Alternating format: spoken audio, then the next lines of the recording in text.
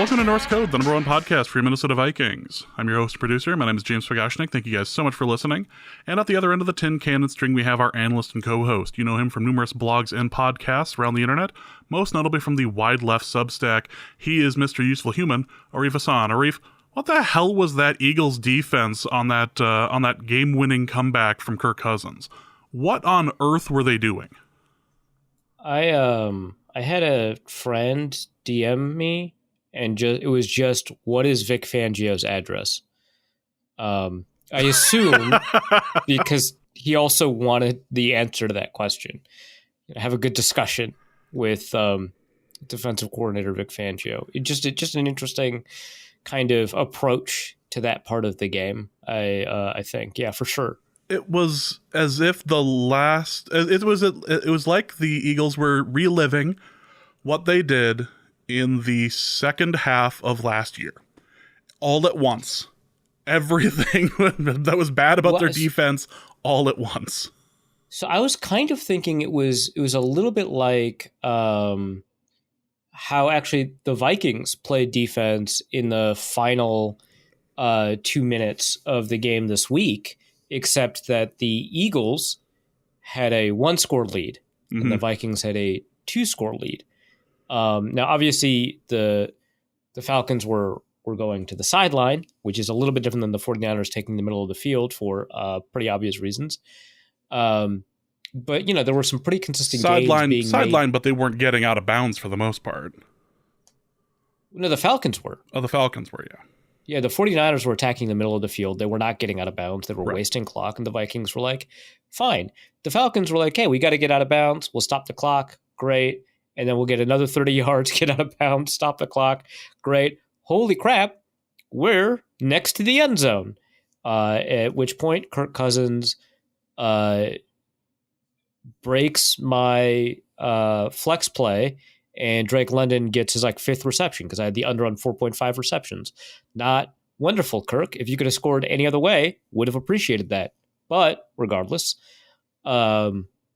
the Eagles definitely were playing that as if they were 2 scores ahead and were trying to get the Falcons to drain the clock, except also they kept the sideline open. So really, they weren't doing anything, I guess, is what I'm getting at. Is that there's no rational approach to this. There's no defense to it because there was no defense. This was remarkably bad. The big knock on the Eagles last year was that they just kept finding ways to lose games. And it felt a bit like every time you ever saw the Vikings in a situation where they had a 1-score lead against Russell Wilson. And whether he was with with Seattle or whether he was with Denver, he just found a way to go down the field with the last couple seconds and score on you. And it was incredibly frustrating. And to see this happen to Kirk Cousins of all people, in fairness, Kirk has been very good at the 2-minute drill over the past 3 years. Great. But on a Monday night, after performing, let's just admit it, terribly the week before, and I don't know, Luke Braun, there was in several drives before that. Let's not pretend that Kirk was playing well before he got this 2-minute opportunity. And there was that tweet that was out there about Luke Braun, did you shame the Falcons into changing their game plan with Kirk Cousins? All of a sudden he's out there running, all of a sudden he's running out there and do fakes. It's like, really? We saw some play action, which was crazy. Action. It was just like, what are you... What? So some pocket movement, yeah. Anyway, yeah. So that happening with Kirk Cousins, the only way you're going to have a worse loss this year by a home team is if you're knocked out of the playoffs. That was rough. And you could hear Falcons are not good. Apparently you could hear a pin drop in the stadium after that. It was like the Saints playoff game where all the sound just got sucked out of the air. It was just nothing. That was remarkably bad. So congratulations, Eagles. It turns out that Kirk Cousins can beat you if you just don't defend at all.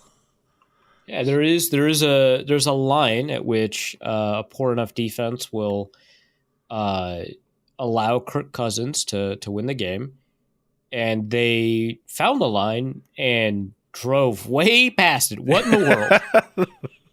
Like, we're stopping at Wawa, and we're just going to keep going, baby. We're just going to keep going. Well, welcome to this episode of Norse Code. Hope you guys are all doing well. The Vikings won. The Vikings defeated a now banged up 49ers team. But that's the thing, is they won. They won. We're doing a victory recap on Monday against the 49ers. This is... Well, I mean, we have done that before. Been done. Like, last year. Last year. I remember I watched that game on a plane. I watched last year's Monday night game from kickoff to ending on a plane from Seattle to Minneapolis with a whole plane full of Vikings fans, and everyone was getting super frustrated because the weather kept occasionally knocking out the TV signal. So you'd have the whole plane like losing their minds about the fact that we couldn't see a play. It was nuts. But the fact it lasted the entire flight was ridiculous. But yeah, the Vikings won against San Francisco. They are 2-0. We might have a quarterback. We might have a defense. This is... San Francisco's good at times. I don't know. There's a lot of questions to be answered, and we'll try to do some of that here tonight. We also have our new segment of What Did We Learn This Week, which we'll get into, especially with Bryce Young stuff, and then we will go to the mailbag. But before we start again, thank you guys so much for listening. If you enjoy the show and would like to help us out financially, there's a couple ways you can do that. You can go over to patreon.com/norsecode and donate there.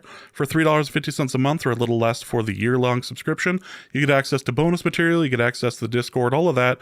Patreon.com/norsecode. A special thank you to Matt Mills for signing up over there. Thank you so much, Matt. You can also go over to paypal.me/norsecode as well. That's a one-time donation.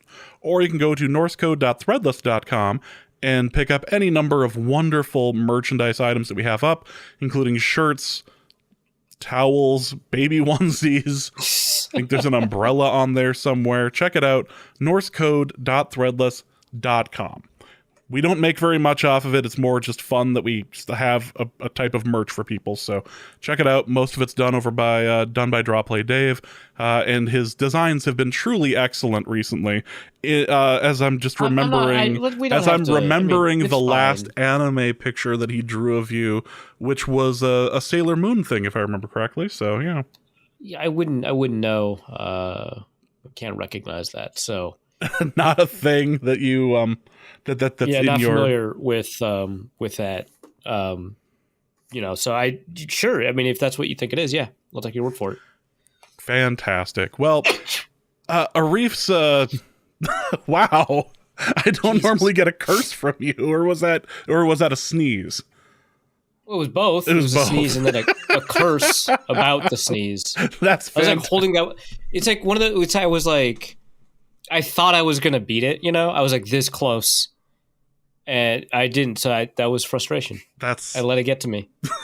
Well, it was either Do better next time. It was that. It was. I couldn't decide if it was the combination of if it was just the sneeze, or if it was the Draw Play Dave thing, or if it was the combination. It was clearly the combination. Yeah. Well, let's get into the review of the 49ers game. Where to start? CJ Ham blocked a punt. That led to the first score of the game. This was a team that's coming together in very fun ways. And look, if we're in a Case Keenum situation where even if we don't get the same number of wins as we did that year, but if we're in a Case Keenum's year situation where we have a fun quarterback and a fun team, this team is going to be like great to watch all year.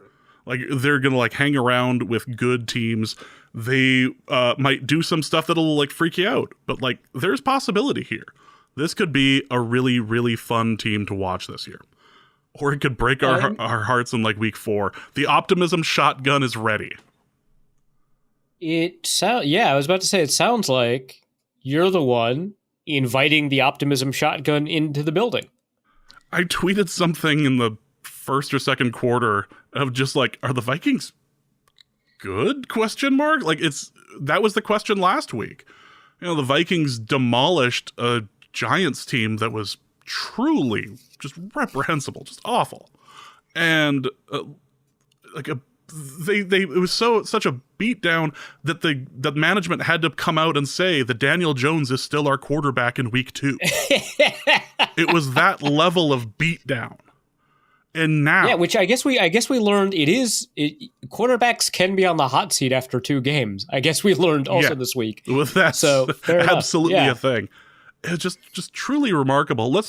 The star of the show is obviously Sam Darnold. We can start with him and his play, because there were a couple of truly amazing throws and a couple of, wow, that's a bad pick to get to happen there, throws by Darnold. But overall, this was a very good game by Sam Darnold. Yeah, I thought that, he did a lot of things really, really well that you'd want out of a starting caliber quarterback, right? So I thought, great pocket movement, which I think is a thing that I don't want to knock Cousins too much for his pocket movement, because I think it was, by the end of it, kind of underrated. Like, he was moving a little bit better than people were saying. Obviously, it was like a weakness of his, but it was definitely an element that he had more than people thought. So I don't want to knock it too much, but certainly an improvement over Cousins' pocket movement. His feel for pressure is fine, which is weird given everything we've seen from him in his past. Really great arm, pretty good accuracy. There are moments where he needs really precise ball placement to do what he's trying to do. I think like a throw up the seam to Jalen Naylor, for example, on 3rd down. It was like 3rd and long, and he's throwing up the seam to Naylor against a coverage where, you don't throw that route against that coverage, right? That's just like typically not what you do. I think Luke was describing this actually on the Minnesota Football Party, and he had to, if he was going to throw it, he needed to put it in a very precise spot to prevent him from getting blown up and to prevent, the ball from getting picked, because it was a lot of coverage in that area. And he placed it really precisely to do it. And Naylor expected it there, which is really cool. So they accomplished that, I think, again and again and again. And when he was and he wasn't under pressure statistically that much, but there was a lot of pocket detritus to sort through. And so when he needed to do that, he actually did a pretty good job of, not panicking, staying on time, getting rid of the ball, to his check down if he needed to. He was fine with that.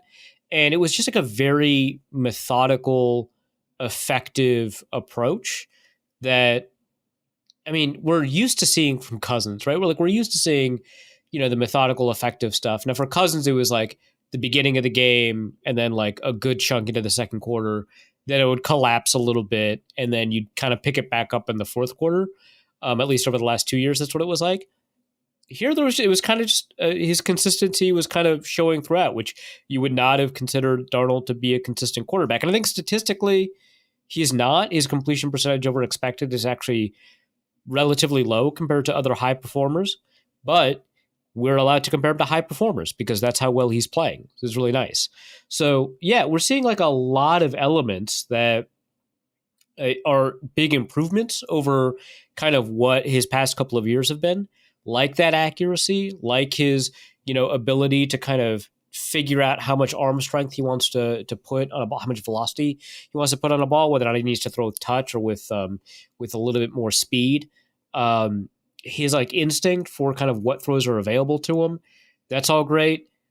Just like from a traits perspective, there's like a lot there. Like obviously we saw a little bit of his scrambling in week 1 against the Giants. Here we saw like some 20 plus yards worth of rushing, almost all of it scrambling to get out of pressure, getting first downs, stuff like that.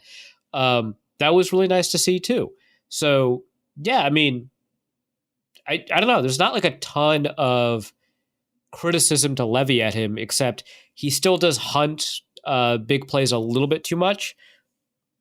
Better than when he was hunting big plays in New York. And he's not consistently accurate enough to always get away with it. But, I'll take this. This rules. This is a ton of fun. Well, let's look at it this way. I believe that the Viking, and correct me if I'm wrong, if it's 4 instead of 5 here, but I believe the Vikings now have 5 drives in their history of 99 yards.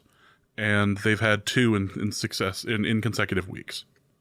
And that 97-yard bomb from incredible. Oh my! And I was looking at it and like looking at like the yards traveled.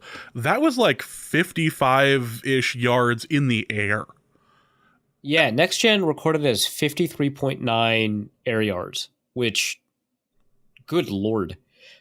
My worry was like, oh god, it's a duck. Oh, that's not a duck at all. That's still going. Yeah, that's going. Yeah, it's still rising. Right? Yeah.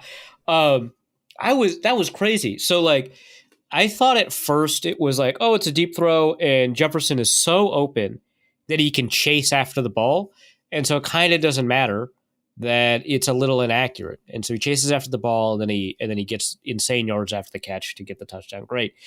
You look at the replay from behind, from like the end zone view, at least from the broadcast, and no, he threw it where he wanted to throw it. He threw it away from coverage.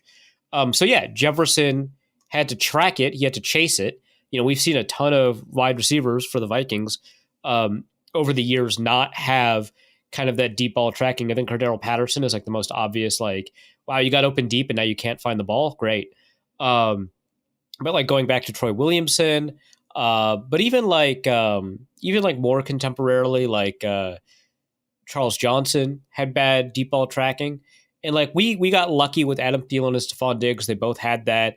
And we've been kind of, benefiting from how good these receivers are. Jordan Addison has it. But yeah, Jefferson is incredible at it. And I really thought that that's just the skill that he was using. But he was running to space and Darnold was throwing to space. And he caught it essentially in stride, which means it didn't look like an accurate throw kind of off the bat. But it really was where he wanted it to be. And for a 54-yard throw to be where he wanted it to be, wow. Boy, that is great. Like, Cousins was an underrated deep ball thrower for the Vikings. Absolutely underrated. Really good arm strength on deep throws. Great accuracy on deep throws. Threw way more often than people said. And I don't think he could ever do that. That was phenomenal. It was beautiful. Everything from the block to the ref finding a way to continue down the field and do a hip flip. Oh my God, the ref! Holy crap! That was truly remarkable. That play is the second longest pass play in the history of the Vikings. First being the Bernard Berrien pass, I believe, in 2008. Yeah, this was from Farad. Yeah. Oh yeah. My God. What a stat! What a way to get number 2 on this one. But man, that was just absolutely ridiculous. And I can only imagine like it being in the stadium for just watching the ball continue to fly. Because you see a long bomb Hail Mary and okay, you expect it to have a certain amount of hang time. This just kept going, and was just every angle of that thing is prettier.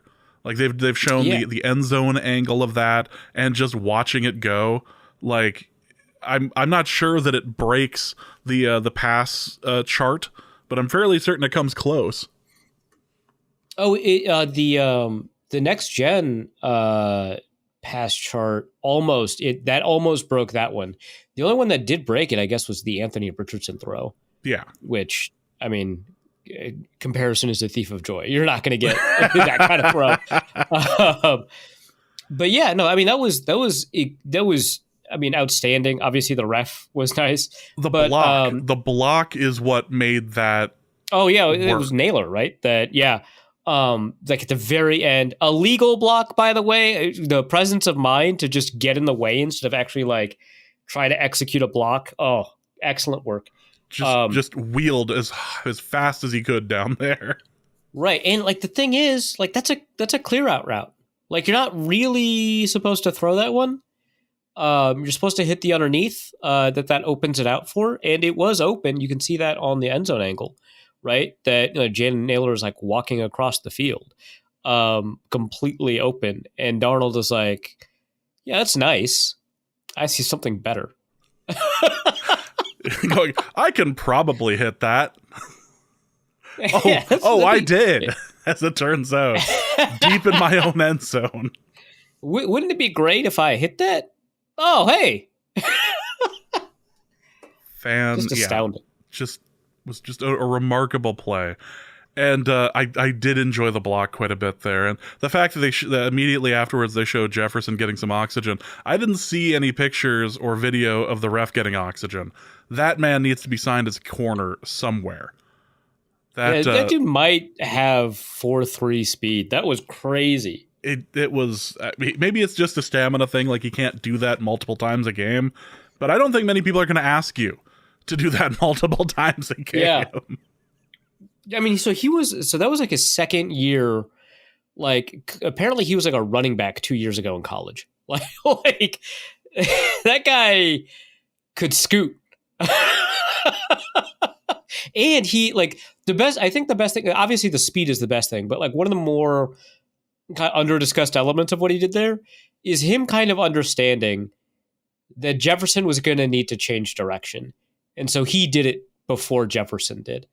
He was like, okay, I got to back up and loop around. I can't be in the way of the play, but I have to keep following it. And for me to do that, I'm going to have to back up and loop around. And then Jefferson backs up and loops around. And you're like, okay, yeah, this guy's following it. He's got a good understanding of what needs to happen here. He's not getting in the way of the receiver like the ref in the Washington Commanders game. Like he's finding a way to make this work and not impede the progress of the players. So, all right, we had to mention that because that was remarkable, right? But this was a game with a punt block to start things off. A punt block and recovery where he just sat there and went, "Was I touched? I wasn't touched. Let's go!" Like, this was a heavyweight fight, and the Vikings came up on top. And we can go to the running game too, but Aaron Jones was playing for most of the game, but had to go out for a little bit due to injury. And Ty Chandler was right there to get 78 yards, 10 plays. Yeah, he looked good. So the Vikings over the past two games have finished with an average of like 6.0 yards per carry from the running backs. Some of that is because when the Vikings were running it out late against the Giants finally could stop Aaron Jones. So he went from like 7.5 yards a carry to like under 7. So, it's actually better than those numbers would suggest. Those numbers are very good. But yeah, something like 70 plus yards of rushing from Chandler. And like the thing is, you were always kind of hoping that he would get it. Cause like last year we saw like some moments from Chandler and we were like, okay, those are nice. Obviously extremely fast, which is really nice to have. You want that. But he was always kind of doing it on like outside runs or throws to the outside. He wasn't really getting a ton done between the tackles. He wasn't moving quickly enough or reacting quickly enough for that kind of run to work. And so it was always a reason to be kind of concerned about him being like an every down back, right? Because the Vikings are alternating these running backs by drive, which means that he's going to need to be an every down back. He's going to have to pass protect. He's going to have to run up the gut. He's going to have to push a pile on 3rd and 1. And he did that in this game. He did like everything that you would need a running back to do. He pass protected. He ran up the middle. Now in week, was it week 1? No, it was in the preseason. And it wasn't him, it was Kene. We saw Kene Nwangu like house one, right? But like the Red Sea had parted. There wasn't really much reading he had to do of the blocks, and he just went through it. And you always want to be careful when a guy is like successful, if it is just because of that, or is he reading the blocks well? Is he pressing lanes? Is he doing kind of all of these elements that would suggest that he could do it again? And at least in this game, it seemed like he was doing all the things that would suggest that that is something that the Vikings might be able to count on in the future. He looked really good running the ball. And, Aaron Jones was doing fairly well. It wasn't like it was like a slouch job, but he did have to go out a little bit. He was a little banged up on a play, so it was important. But like, we have an offense at the moment.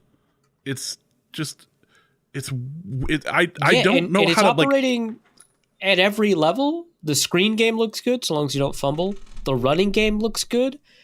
The passing game at both the intermediate and deep levels look good. Like it's a whole offense.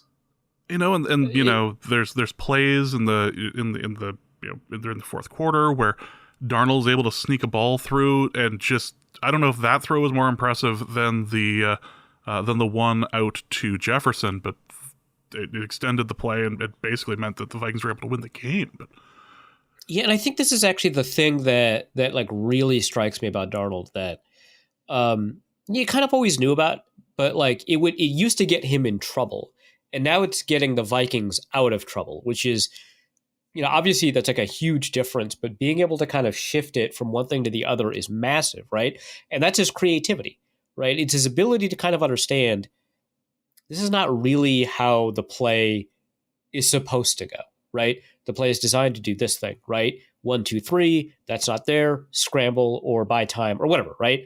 The play has a plan, it has an idea, it is a concept, one could say. But it is like every time a play caller calls a play, they're suggesting something. Every time you design a play, install a play, there's a responsibility for the quarterback to kind of execute on the instructions in the play. Great. But the goal is never to execute the play. The goal is to maximize what's available to you. The play just kind of gives you a path, right? And good creative quarterbacks understand that they need to accomplish the goal and not just go down the path. The goal is at the end of the path. There's a bunch of different ways to get there. The play just gives you a guided set of instructions. So if you can find a way to the goal to maximize the play, to get as many yards as possible, or to score on this drive, or to drain the clock, whatever you need to do, right? The goal of the play, if you can accomplish that through some other means, go ahead. Cousins didn't really have that, and he got a lot better at improvising in a Vikings uniform, but there was always going to be kind of a ceiling to that because his brain doesn't really unlock in that way that allows him to kind of seek past solutions, right? For him, it was like 1, 2, 3. Okay, that's not working. Now what? Which is a kind of creativity. That is a kind of problem solving. You can do that outside of the structure of the play. And over the last 2 years, he did that a little bit, which is great. That's a credit to him. It's a credit to O'Connell. For Darnold, it's not 1, 2, 3. That's not working. What do I need to do?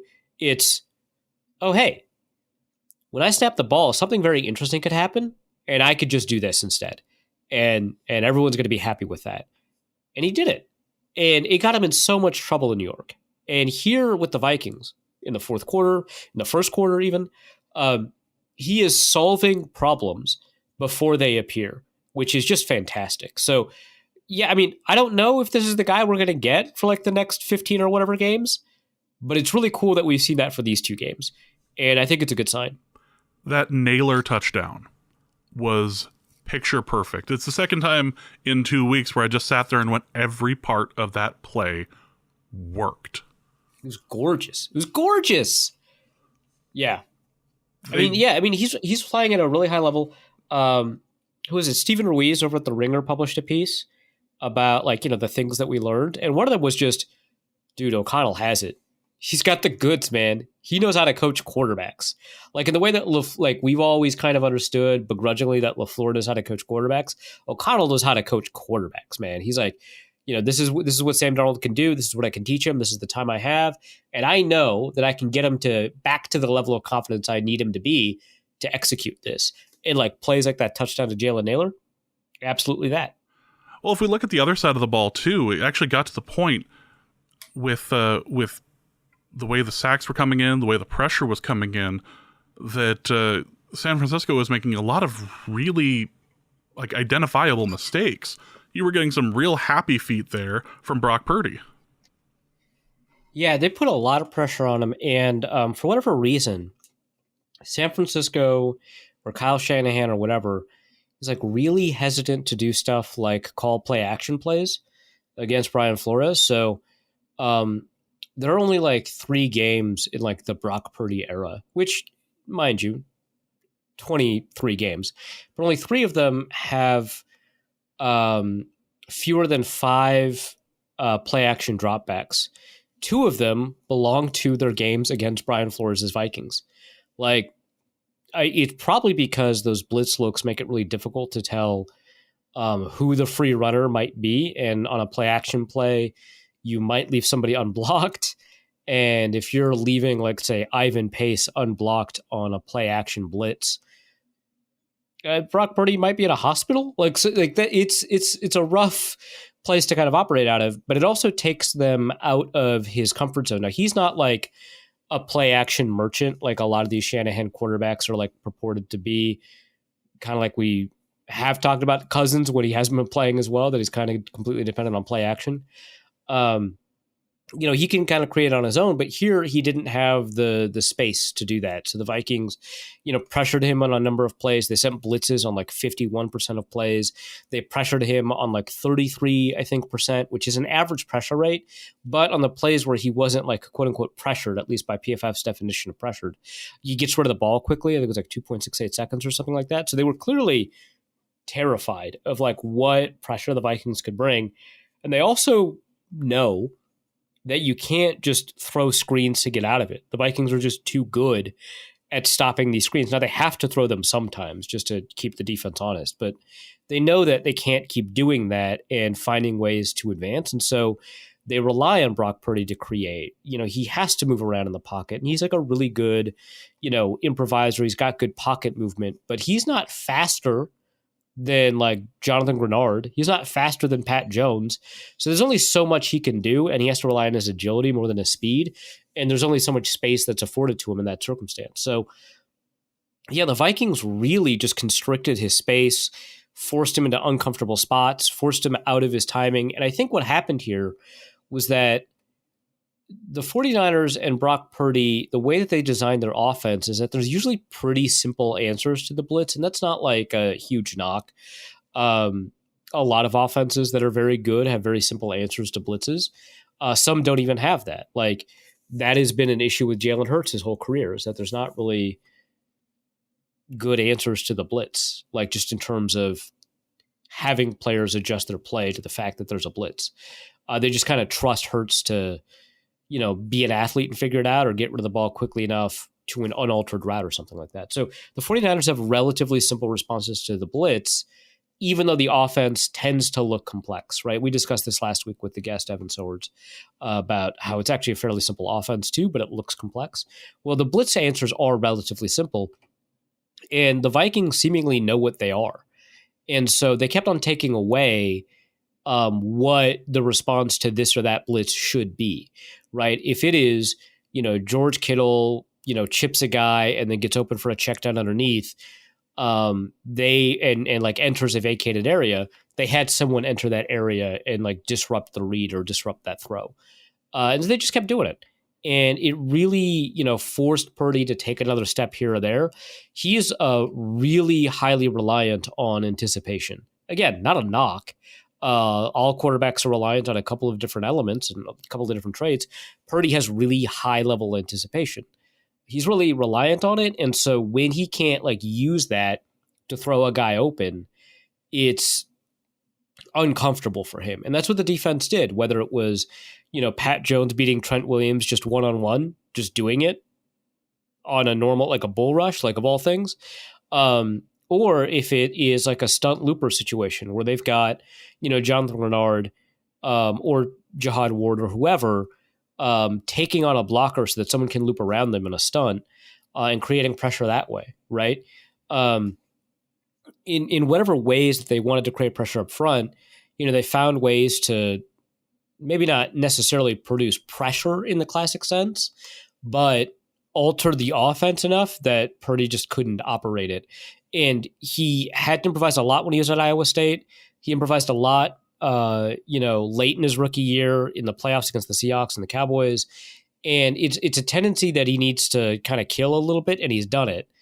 But now he doesn't really have, when he's improvising, great risk-reward modulation. Is probably the next step for him as a quarterback. And the Vikings just put him through the ringer in that regard. It was fun to watch. It was Patrick Jones, a beast of a game. Ivan Pace, a beast of a game. 5 sacks in one quarter. I mean, like all the linebackers, right? If we include these edge guys as linebackers, all the linebackers, the people who meet in the linebacker room, Pat Jones, Ivan Pace, Blake Cashman had an outstanding game, not even from a pressure perspective, just from playing linebacker, right? Dallas Turner had a pretty good game. Jonathan Grenard had a great game. Like, the linebackers were killing it. And like, yeah, Ivan Pace too, right? Like as a blitzer. And as a run defender, he's like getting better as a run defender too. So like, there's just like a lot of stuff happening.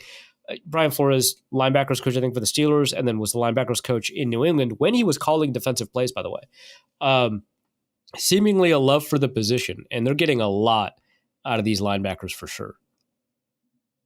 So we have that.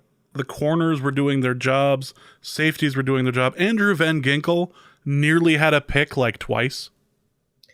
Yeah. It's one of the linebackers didn't even mention him. Maybe had the best game out of all of them. I don't know. Van Ginkel was crazy. He was out of control, but he was very in control. There was an interview earlier where he had mentioned, no, there's actually Blake Cashman, but I'll apply it to Van Ginkel because I think it's a good anecdote. Like Blake Cashman was talking to Brian Flores, but all the things that he does, I think this is in the Alec Lewis piece, I want to say. All the things that he does before a play to Brian Flores. He was like, you check your alignment here, you check the down and distance, you go through what their tendencies are, you figure out like if there's motion, you do this. And Brian Flores is like, whoa, relax. Just let it happen. And it worked on Cashman for sure because Cashman is playing really fast and free football. Like you do need to be aware of all of those things, but if you're thinking about them like actively, you're in a pretty rough spot. You can't respond in time. You need to just kind of go with it. And I mean, that's what makes Eric Kendrick such a great linebacker is that he understands all of these things. Like he knows that when there's a route running behind him, what depth he needs to be at to clog the passing lane, even if he can't see that route, right? And he knows based off of watching film where he needs to be, but he's not thinking about that. He's just reacting, right? And Flores is telling, Cashman to do that. And I think that's what's happening with Van Ginkel, who has a really good sense for when a screen is about to occur and is making it his life's mission to absolutely demolish that. Like gets that pick against Daniel Jones in week 1, gets 2 near picks against Brock Purdy on these screens. Like it's legitimately a dangerous negative play to throw a screen to his side. He's doing the most. And one of his like near picks, he essentially drops it in the receiver's lap, which is the last thing the receiver wants at that point, because now he's getting tackled for like a 4-yard loss. Like incredible stuff, man. Van Ginkel was crazy. Good in coverage, good against the run, good as a pass rusher, but man, doing all of this stuff that really eliminates the most common responses to what your defense is.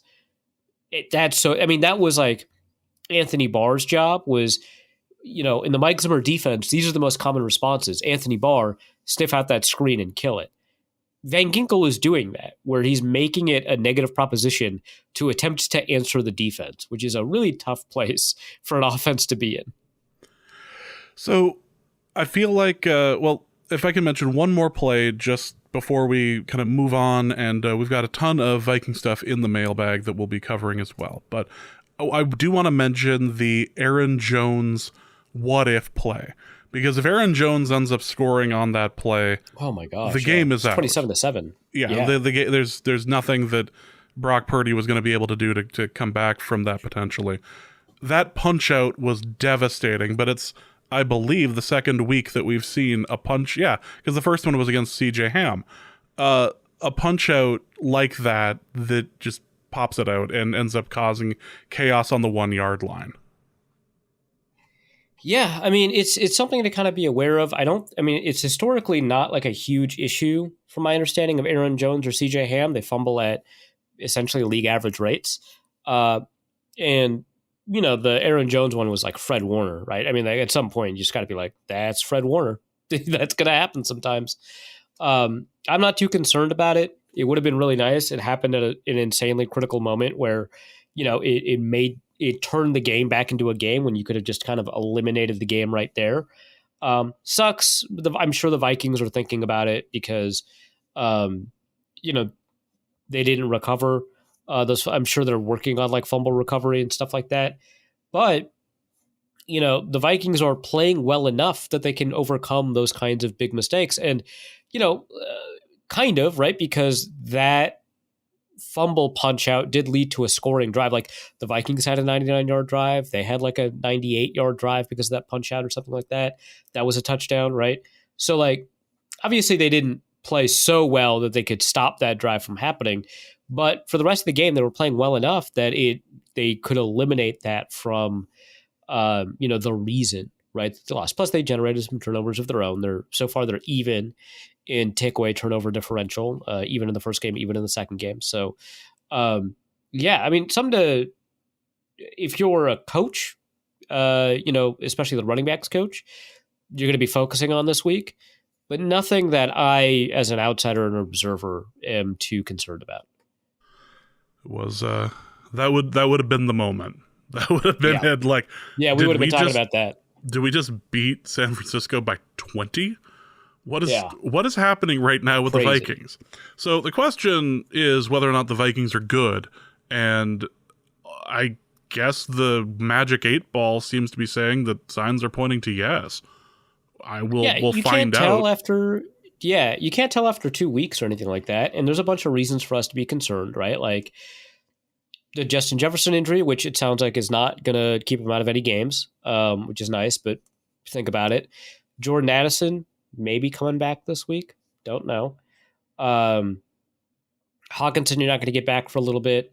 But, there's like a bunch of like little injuries here, and you're like, one of these might like bite you. I don't know.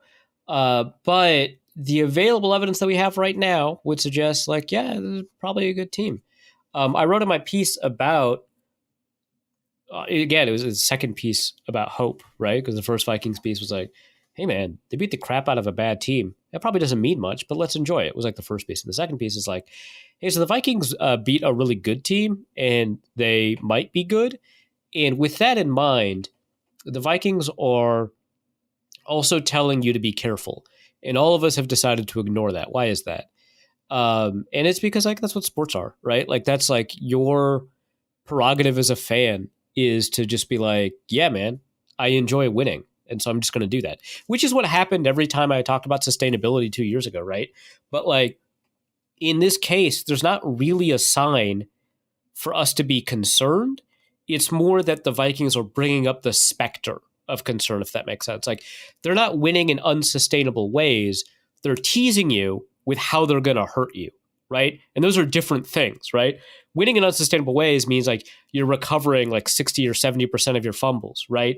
Winning in unsustainable ways means that you're scoring on special teams, and that's why you're doing this. You're winning a bunch of 50-50 balls deep downfield, and that's not going to continue, right? You're not doing well enough in first and second down. You're really reliant on converting on third down. Like these are unsustainable ways to win. That's not what the Vikings are doing. Instead, they're kind of teasing you, right? They're like, hey, what if Justin Jefferson got hurt? Hey, that's what this looks like. Hey, what if your star running back fumbles at the 1? Well, that's what this looks like. Hey, what if your backup receiver gets hurt? That's what this looks like. Like they keep on telling you that there are all of these reasons a season can crumble. And so it is like something to kind of just be aware of, but it's not like they're doing anything that suggests they're bad. Now, in that piece, I also point out like one thing we know about the NFL is that you can go through a lot of a season without getting a ton of sample size. And our preseason expectations are not actually that poorly calibrated. And if you take a team's record or even play, just like EPA per play or DVOA or whatever, through 4 weeks, and then you have your, like, let's say preseason over-under win total. So for the Vikings, it was like 7, 6.5, something like that. And let's say through 4 games, they're 4-0 or 3-1 or something like that. What team are they closer to? Are they closer to that 6.5, 7-win team? Or are they closer to a team that's winning 75, 100% of their games? And historically, the answer has been the preseason expectation win projection. They tend to regress to that mean, right? So there's something here where it's like, well, maybe. But that data includes all of the times that teams would score more on defense than offense, like the 2016 Vikings. All of the times that teams would recover all of these fumbles, or all of the times that teams would unsustainably win on third down but not first and second down, right? And so I don't think that alone should tell us to ignore these results, because I think it includes all of these teams that won basically by magic, right? And that's not what the Vikings are doing. They're winning by playing well. And so it's somewhere in between here. We don't know if they're a good team yet, but I don't think there's any reason to think that this is fake. And I think that's, for right now, that's pretty cool. We could be in the middle of a very fun run that we'll remember for some time. And yeah. I'm all about it. There's some really fun stuff happening here, and next week we got the Texans. Week after that, we've got a banged up Packers squad. Who knows? The seventh seed, getting the seventh seed has been built on less. So yeah, do it. And have fun. It should be noted that the Vikings entered the fourth quarter of both games as 90% favorites to win both of those games, right? Technically the San Francisco game is a 1-score win, but it kind of wasn't, right? They backdoored a field goal to make it a 1-score game. In the same way some of the 1-score games from 2 years ago weren't really 1-score wins, because Chicago would score a garbage time touchdown and now they're within 8. Okay, sure. That's kind of what happened here. Now, again, San Francisco was still in the game. They tried to recover an onside kick and all that. But, I mean, they were whipping the 49ers, man. Being plus 90% entering the fourth quarter in both of those games, that seems kind of meaningful to me.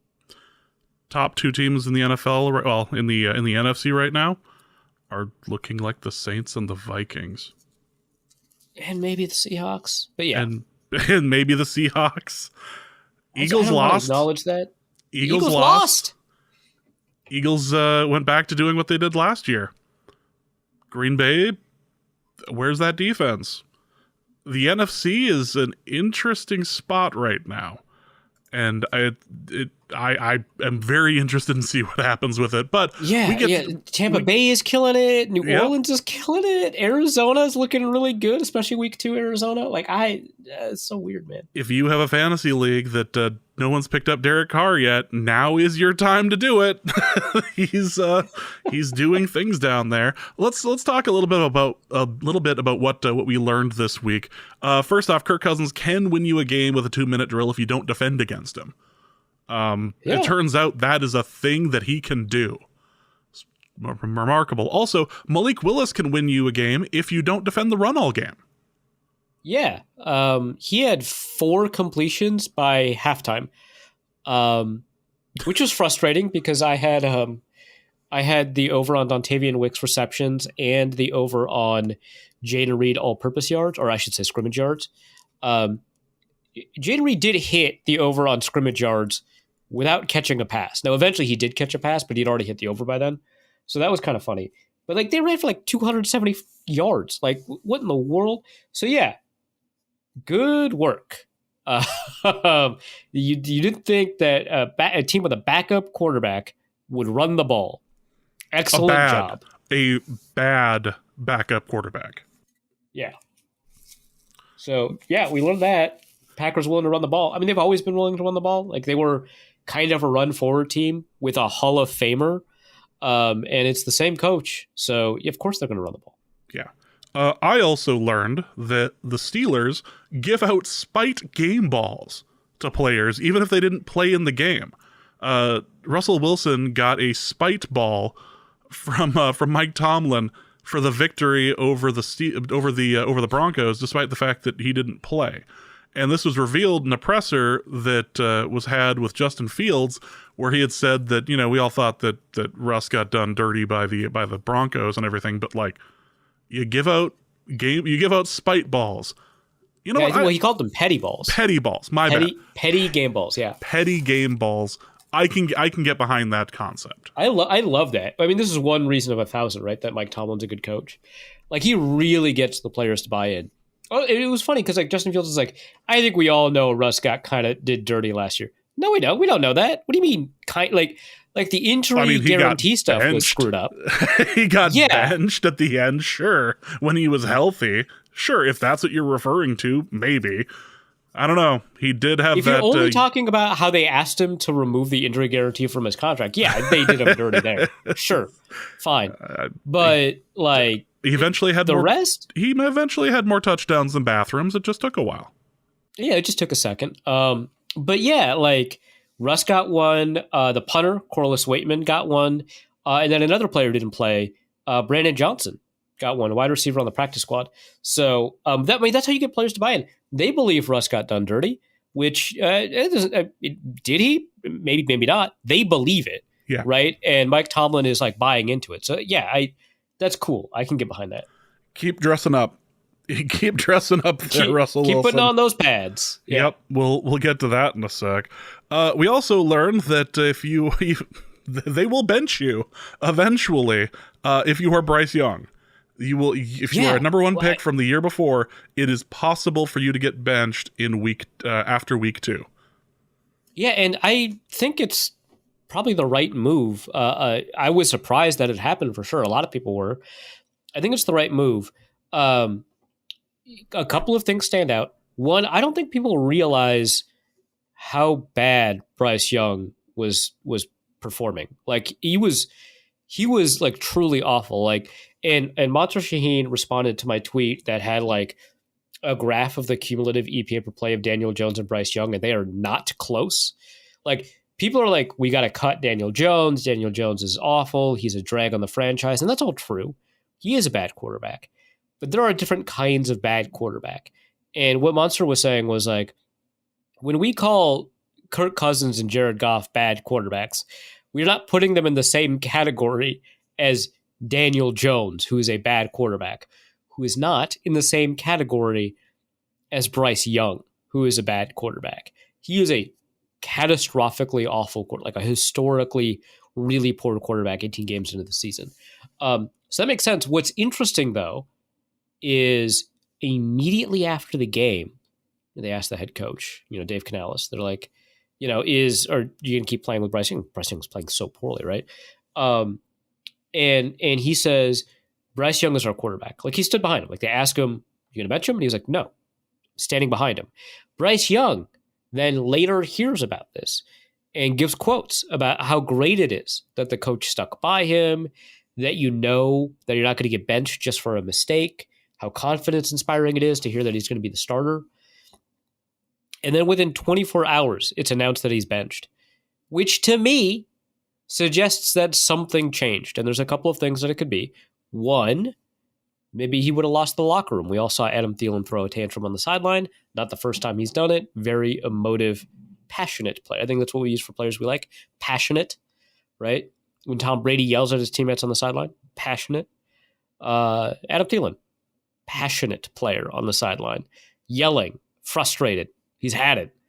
So it could be that Canales was like, okay, if I keep running with this guy, he's clearly not ready, clearly not, capable of playing. Like it got bad that I think JT O'Sullivan, the quarterback school, who just released his like film review of Bryce Young's last game. I haven't seen it yet, but the week 1, he was like, something has to change. This is not workable. And he blames a lot of it on the interior offensive line, the play calling. He dislikes both of those a lot. He thinks they're doing him no favors. But independent of that, Bryce Young is just so bad that you might need to make a change, and people are not going to accept it. It's not acceptable. I guess, either something popped out in film review where they're like, oh, no, this is untenable, which would be weird in his 18th game, or the locker room feedback got back to him and they were like, we can't respect, that you'll play the best players if you keep playing this guy. Or, and I think this is the most likely scenario, the owner stepped in. David Tepper, known to tamper. Tampering's the wrong. There's a legal, there's a rules about the definition of tampering, but like tinker with the roster, control, be the modern Dan Snyder. I think that's it. They asked him. They asked Canales if Tepper had a role in making this decision, and he didn't answer, which tells me yes. Well, yep. There's no fun to be had right now if you're a Carolina Panthers fan, for sure. I was curious which team Thielen was going to end up catching on with after he was released after week 3 or 4. I didn't think that was actually going to be a serious prediction, but here we are. That's certainly rough for him. Also, the Saints are good, question mark? Yeah, doubling down on the Panthers' misery. The Saints are good. It's either the Saints are good or Alvin Kamara is just the reason why Mike Zimmer is just never going to make it over the hump. Yeah, so also it should be noted that Alvin Kamara once again put Eric Kendricks in a blender. Like, there's a lot of reunioning going on here.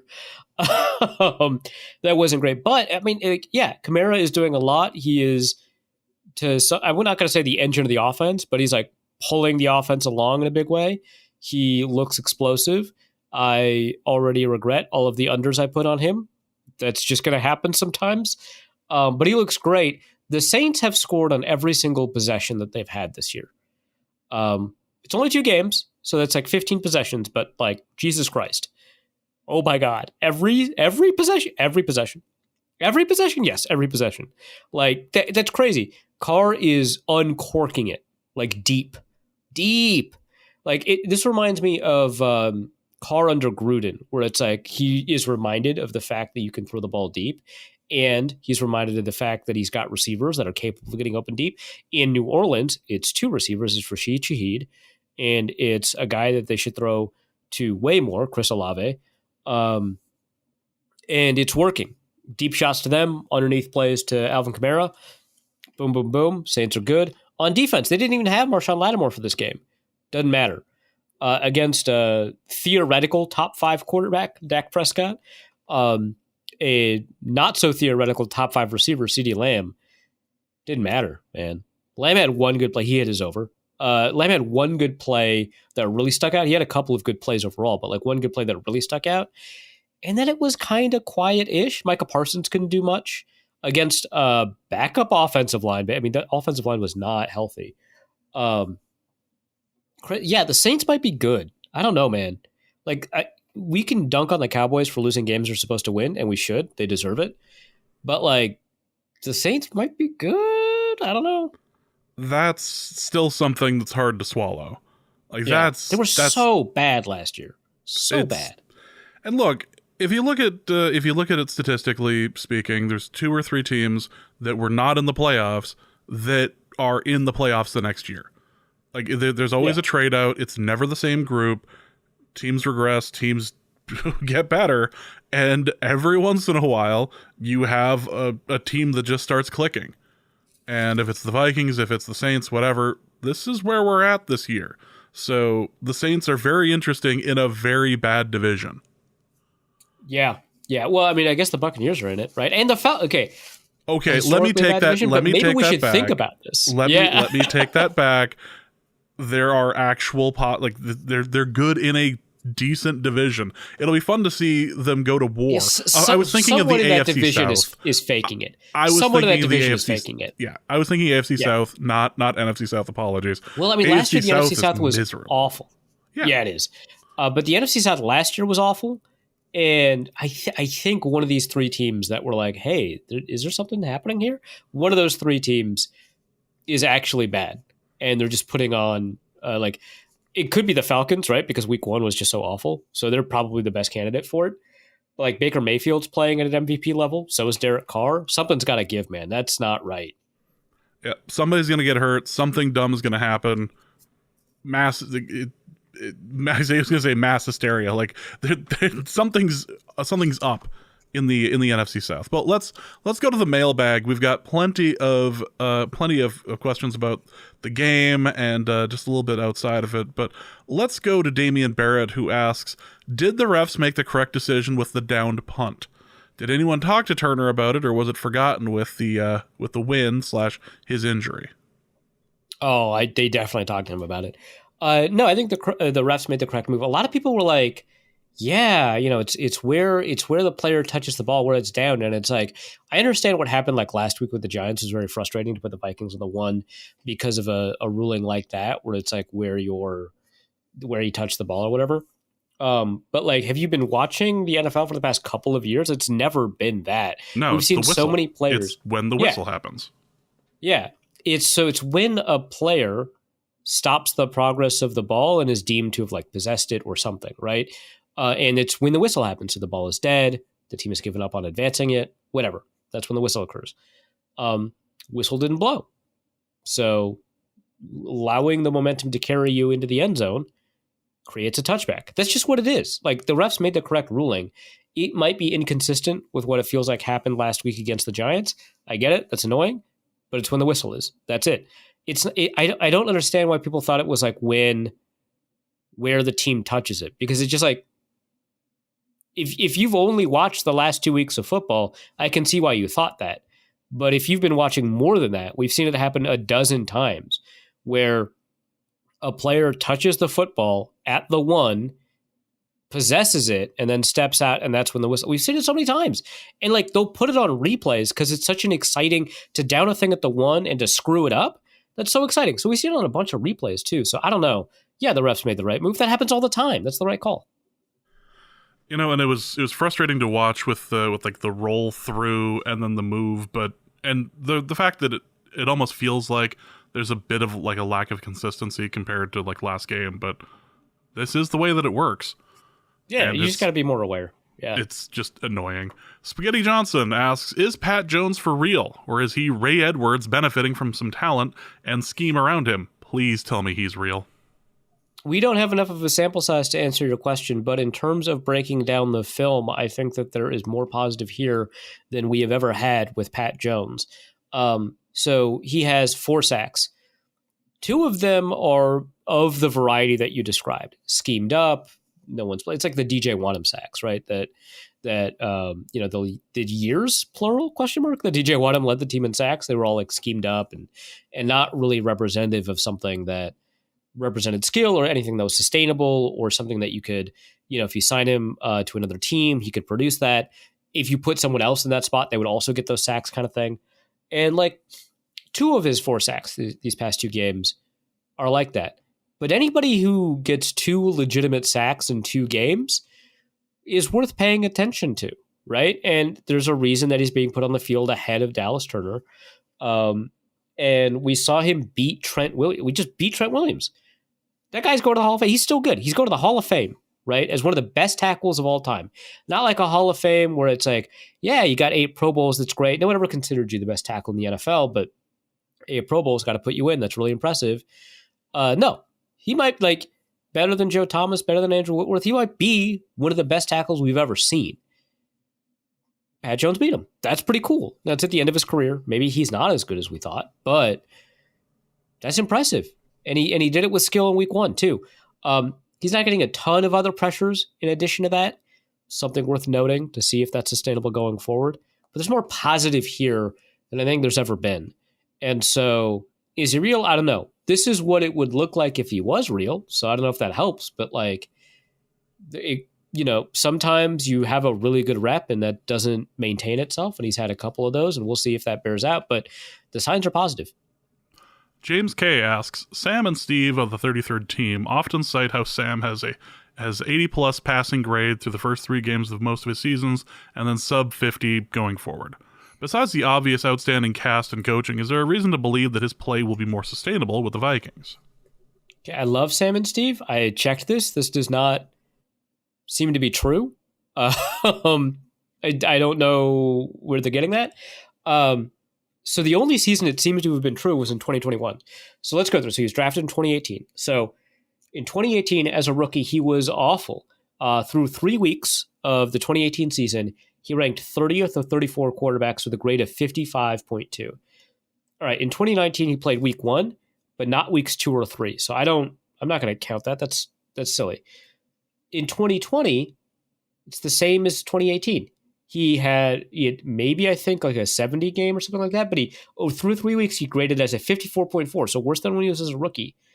And ranked 31st of 35 quarterbacks. So 30th of 34 and 31st of 35. Like, that's where we have of the 2 of his 3 first seasons, and one of those seasons doesn't count.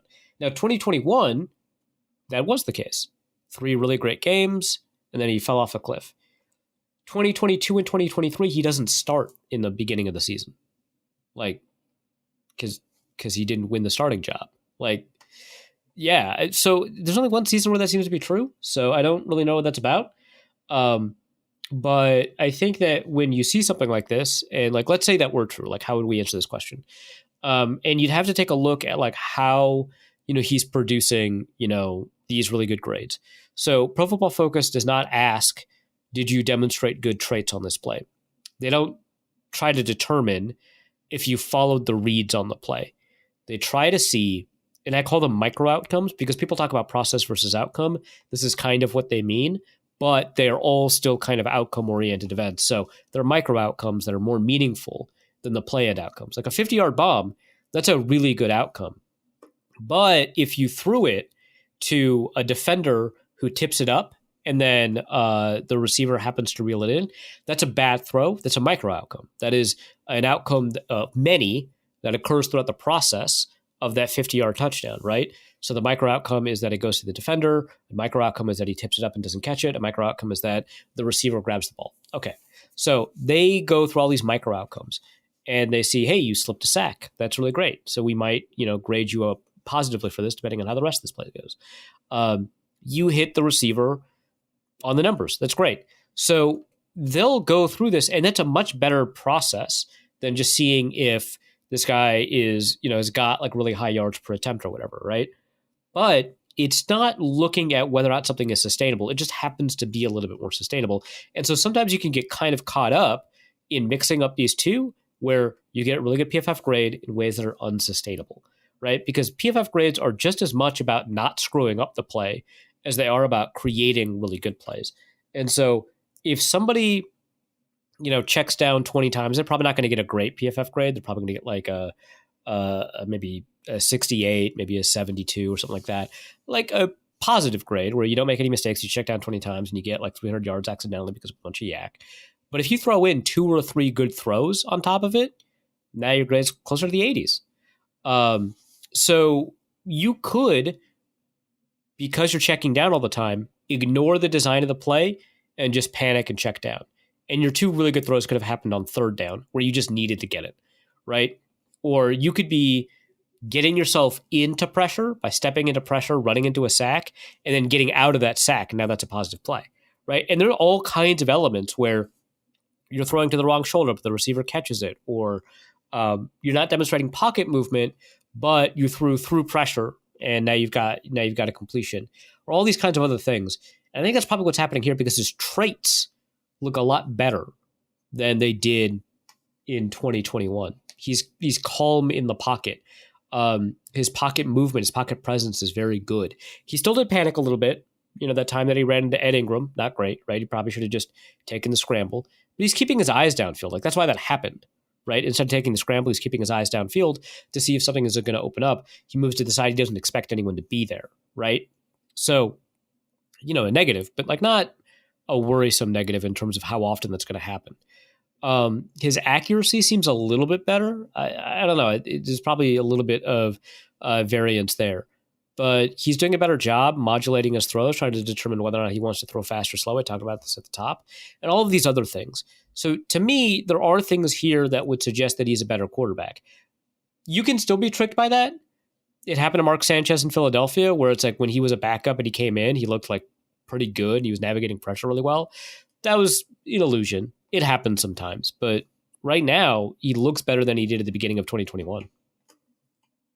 Next question is going to be from the generic Vikings fan who asks, the wide receiver group has been great no matter who is in there.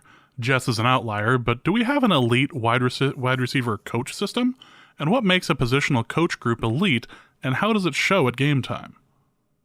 I mean, there's a lot of ways that it can produce positive outcomes for you. I mean, they talked about this on the broadcast on Monday Night Football of Jeff Stoutland University, the offensive line coach for the Eagles, one of the best. And there are like obvious instances where it's like, oh, I can see an example of that working out. Jordan Mailata, right? Massive rugby player, never played football before. They draft him in the 7th round. They turn him into a starting quality left tackle, an extremely difficult position to play, much less train. But, they've had consistent success there, right? They're taking first round picks and making them better. People like, Lane Johnson. And they're taking undrafted free agents like Jordan Mailata, that's a 7th rounder. But like, I guess Jason Peters, but Stoutland wasn't there when Jason Peters was. But like they're taking like 5th and 6th rounders, 3rd rounders, and just making them good. Like Cam Jurgens looks good.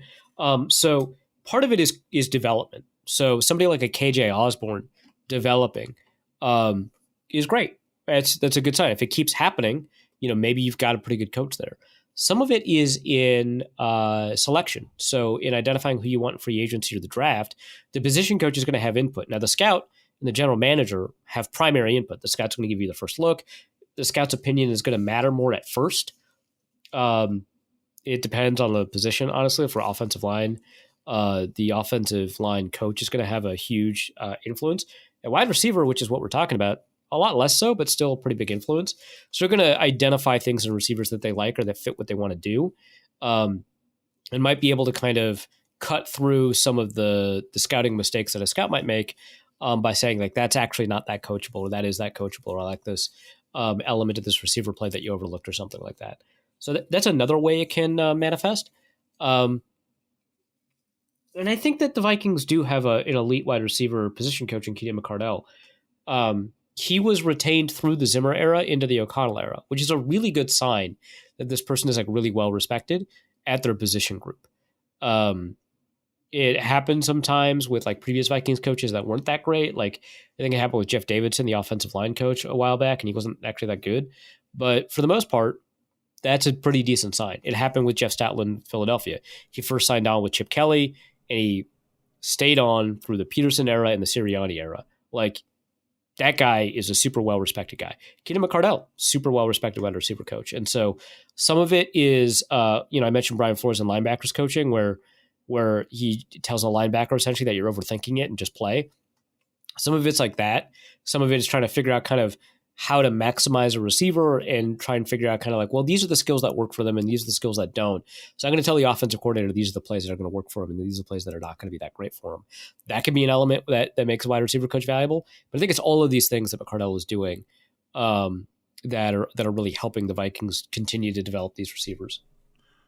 Next question from Sammy, who asks, if Bryce Young was in this offense, would he be markedly better than the current Panthers iteration? Yeah, but he'd be bad. Like, he'd be a lot better. The offensive line is better. The receivers are way better. The coaching, probably better. I mean, I don't know how good Canales is as a coach, but what I've seen, not great. Yeah, he would be a lot better. He wouldn't be any good. So Kyler Murray, another short quarterback, Drew Brees does this too, but it's been a while. Kyler Murray will move around in the pocket to see a little bit of what's going on downfield. Bryce Young doesn't have that movement. And mind you, you don't have to be a super athlete to do it. I just said Drew Brees did it. He was like slide around the pocket, find passing windows. Bryce Young just doesn't have that for whatever reason. And he has some difficulty getting flight on his throws. He has some difficulty evidently seeing, it seems like. So there's a lot of jump passes. Like Tavares Jackson jump pass, like a lot of them. And when Tavares Jackson does it, he's doing it because it's like kind of built into his movement pattern. And I mean, if it was good, like if it had worked out more often, rest in peace, Tavares, if it worked out more often, it honestly would have looked really cool. It looks kind of cute when Bryce Young does it, and that's a bad sign. like he can't be like, no. Every time he jumps up and kicks his feet and throws the ball, like, bud, you're playing against 300-pounders, man. That's not great. This does not go well for you. Yeah. Like, you know what it reminded me of? It was Olympic women's basketball. Actually, both the Japanese basketball teams do this, but Olympic women's basketball, when that team shoots threes, the Japanese women's basketball team, they like kick their feet. It's not super great mechanics, but a lot of shooters do it. And it like there's like a little bit of lift, but it's a kind of like an uncontrolled lower body thing. And I should not be reminded of the women's basketball team when you're throwing a pass, or any basketball team. Yeah. But like,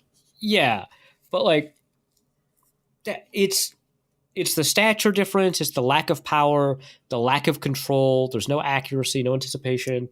Like, I shouldn't say no anticipation. When he's on the ground, like when his feet are planted, right, he does actually show some pretty good anticipation for when a route breaks, but he's often not reading the defense correctly. He's panicking a lot. There's just not a lot of control to his throws.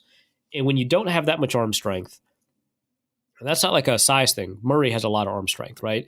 Wilson had a ton of arm strength. When you don't have a ton of arm strength and you're primarily an anticipation thrower, you need to be accurate. And he's not consistent enough there. So he wouldn't be good in Minnesota. He'd be better, though. Yeah. Also from Sammy, who is more committed to the bit? Sam Ekstrom's dislike of Darnold or that podium is not a lectern guy? That guy. That guy sucks. I like Sam.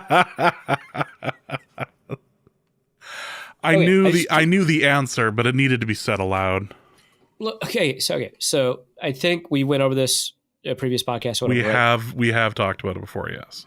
Yeah. So, I say so-and-so's up at the podium. Podium's not a lectern guy. Says just lectern asterisk. The thing is, that's wrong.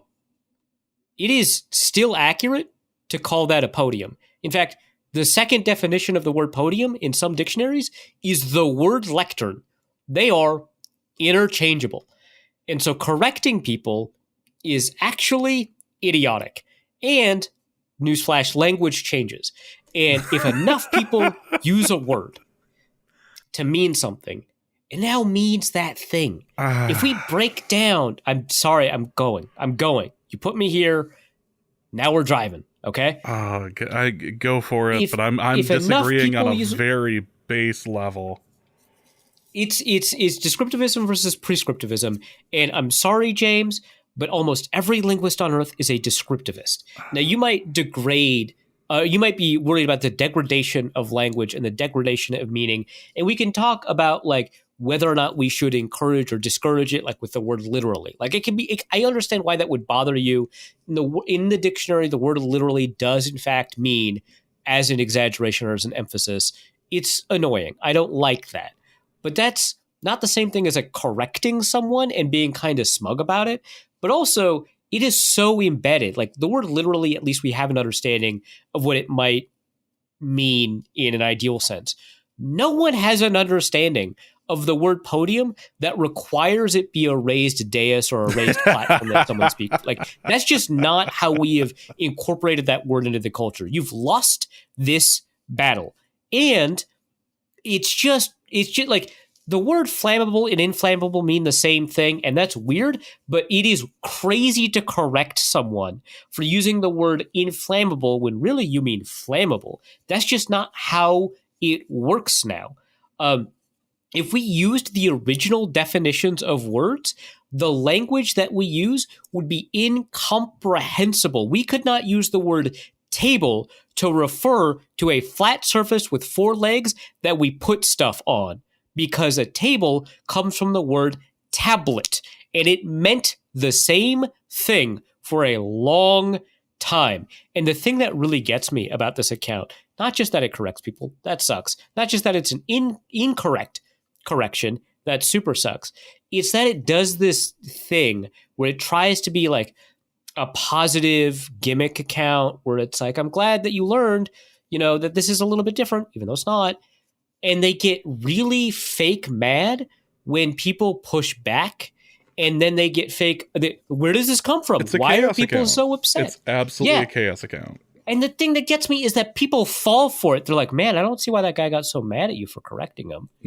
Like it's like that tweet. Oh, I'm a little birthday boy. You can't hurt me. It's that tweet, but an account about correcting people incorrectly. Anyway, Sam is giving up on the Darnold thing. He said, my bad on the Minnesota Football Party. He's still reserving judgment, but he's like, hey, 2 good games. Got to give it to him. That's something, because when this dictionary account got shown a dictionary definition, they didn't even acknowledge it. So, yeah. You okay? You need to take a breath? Or are you able to push forward after Let's that? go. All right. What's next? Let's go to Cam Xstorm, who asks, it's my understanding that the Bears have the best supporting cast in the NFL for a young quarterback, potentially ever. What makes them so good? If Caleb Williams continues to get hit at this rate, week 7, week 8. When does he get hurt? So there is one quarterback playing worse than Bryce Young right now from a production perspective. It is, in fact, the first overall pick from this year, beating out the first overall pick from last year. Is Bo Nix playing better than Caleb Williams? From a production perspective. Okay. Yeah. It's not looking good. And I would argue that the supporting cast issue is playing a pretty big role. Now, one of the problems here is that it very much seems like Rome Odunze isn't ready to be a starting receiver yet, or a primary starting receiver, I should say. Maybe it could change at any moment, right? It could change like 3 weeks from now, it could change a week from now, it could change next year, right? Keenan Allen is hurt, and he's still old, actually. But he's hurt, so that's playing a role. But we do see the throws to DJ Moore, especially somebody who, say, had a vested interest in DJ Moore getting either more than 6.5 receptions or more than 66.5 receiving yards. Either, who's to say? That hypothetical person that saw 10 DJ Moore targets and 6 receptions for under 66 yards. Who's to say? But we did see those receptions. They were not accurate. DJ Moore very much knew they were not accurate. Seemingly, like Adam Thielen, expressed his frustration with this state of affairs.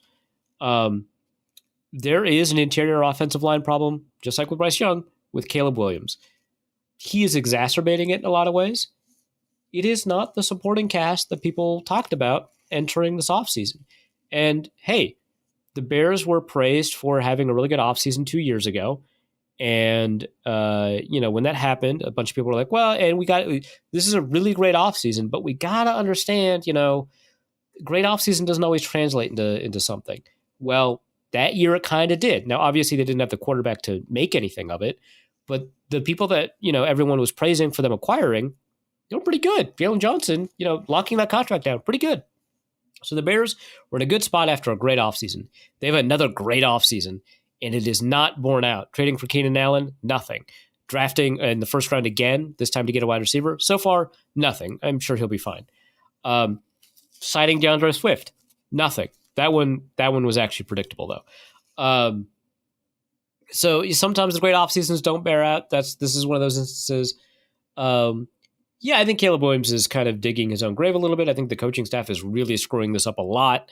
But yeah, the supporting cast is maybe not as strong as we would all have. I mean, the defense is great, so at least there's a less pressure on you to always be scoring. But man, like defense is like good, but like these are the same coaches from last year, minus the one that decided to quit under very mysterious circumstances that still haven't come out. That somehow. May or may not have involved the FBI, but certainly he had to take some time away to spend with his family. Yeah, using a resignation letter that clearly he didn't write. Yeah, who's to say? These are the same coaches that were there last year for Justin Fields. This is the same awful coaching staff that was there last year. I don't know why people expected something different from this offense. I don't. It blew my mind when I was reading all the stuff about how Chicago was going to be potentially the number two team in this division, or that Chicago was going to make like a real run at this. Like, what are you talking about? This is the same team that was there last year with what? One new receiver? Two? Two new receivers, kind of? and a new offensive coordinator. That's big, right? This is, you still have him at head coach. I cannot. Yeah, Matt Eberflus is not killing it at head coach. You still have the same GM. This team. Ugh. And watch as they like sweep the Vikings this year. But like this is just. Ugh. I cannot stand this. The Bears hype. It blows my mind every year. Also from Cam X Storm, have the cornerbacks been good, or are they just being covered up by scheme? Yeah, I think the answer to that is both. I am not noticing a ton of big mistakes from the cornerbacks. I mean, there's an occasional one. I think Byron Murphy gave a big play this week. Stephon Gilmore gave a big play last week. a lot of the yards they're giving up, teams are just beating the blitz. And when you beat a blitz, sometimes you don't have an answer. And it's no one's fault. They just play better. So there's like holes in the zone that you can't expect a player to reasonably cover. So that's not a mistake. But yeah, they're not screwing up. And on plays without a blitz, I mean, there's still a lot of deception. You're still moving some stuff around. I think the safeties are doing a ton. Harrison Smith is crazy. If you turn on like the All 22, which is now super accessible thanks to NFL Pro, seems like a pretty good product, which is a big change from the NFL's offerings. But if you turn that on and you just like look for Harrison Smith, you'll see that he's doing a ton and he's helping with the disguise a lot. And he's got a good understanding of where the strength of the offense is going to be. And I don't mean strength in terms of personnel, which is what it usually means, but rather where the offense wants to go with the ball and kind of cutting it out. And so he's doing a lot to help those corners. But right now, it seems like it's a little bit of both. Let's go to Adam, who asks, if hypothetically Sam Darnold keeps up this level of play throughout the season, do you see the Vikings giving him a long-term extension, causing J.J. McCarthy to lose more years of his rookie contract on the bench? Or do we sign him for another 1-year contract and go from there? If he keeps up this level of play, we're deep in the playoffs. Yeah. When this was asked before the season, it was like, hey, what if he plays at a level, really high level, you get in the playoffs? And I was like, yeah, we should probably still let him go. Now that we're seeing it, it's a lot harder to be, after you watch it, it's a lot harder to be like, yeah, man, go get your money, my guy. I think that, God, this level of play, that's a really tough one. They love McCarthy. I think it would probably be maybe not the right decision, but they would let him go. They would let him walk. It would be hard. It would be tough. There'd be a lot of fun discourse between the haters and the lovers on that one. Zen Cupid asks, is Sam's throw to Naylor on 3rd and 8 in the fourth quarter into triple coverage the most gunslinger throw of all time? On a scale of 0 to Favre, is that the most Favrean throw to ever Favre? If not, what other variables or risks need to be present to put it over the top? Also, no cell phone pictures can be mentioned as an answer for this question. Right. No, fair enough. Got it. It's Favre-esque for sure. I don't think it's the most Favre throw to ever Favre, although in triple coverage does give it that. But I think in over-the-top throw that is just a jump ball is even more Favre. Because this one is just kind of like rifling it in there into the back pocket, right? Like that's a little different. It was a pretty high-stakes play, 3rd and 8 in the fourth quarter, right? I think for Favre, it's when you know he's treating it like a Hail Mary and you are not in a Hail Mary situation. I think is like kind of the definition of a classic Favrean throw. And this is kind of close, but it's not that. It basically won the game, but... Yeah. And a lot of late game Favre throws will decide the game one way or the other, for sure. But I think this is close. I don't think it's like the Favre, right? Like I don't think it's like a Jameis Winston level of Favring. No, Jameis can Favre pretty hard out there. Yeah, in for sure. multiple senses of the word. Yeah. Zach Dixon asks, how's the offensive line looking 2 games in? Some pressure seems to be getting through, but they've played some scary defensive linemen in both games. Is the interior offensive line bad or just been up against some elite players? I think it kind of depends on what you mean by bad, which sounds like a cop-out. But in this case, I mean that the offensive line in the running game is playing outstandingly. The interior offensive line, full of, so far, highly performant, great run blockers. Really fantastic stuff. Pass protection, I don't know that it's there. Ed Ingram, I don't think he's got it. Garrett Bradbury, I think his PFF grade was good. I was not impressed in pass protection. Blake Brandel? Yeah, he seems to be pretty good at it, but yeah, we'll see. But I think the Vikings will take this for now. I think there's going to be another investment in the interior offensive line next year, maybe to replace Garrett Bradbury. I don't know. He's been like a mainstay for a long time. The Vikings tend to trust him a lot more than fans do.